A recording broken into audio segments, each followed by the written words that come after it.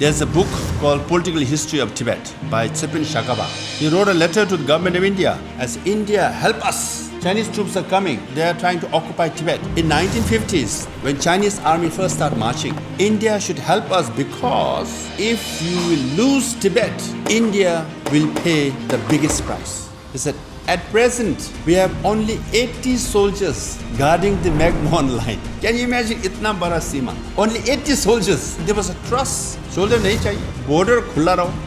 आने वाला आने दो, जाने वाला जाने दो. Now, how many soldiers are there in the border Himalayan region? 1 lakh, 2 lakh, 3 lakh, 4 lakh, 5 lakh. How much money India is spending? Billions and billions of dollars. अब इतना साल तक इतना खर्चा कर रहा है हमारा जवान सब लोग border में ठंड में. Because India did not listen to us. My point is कब सीखेंगे आप लोग?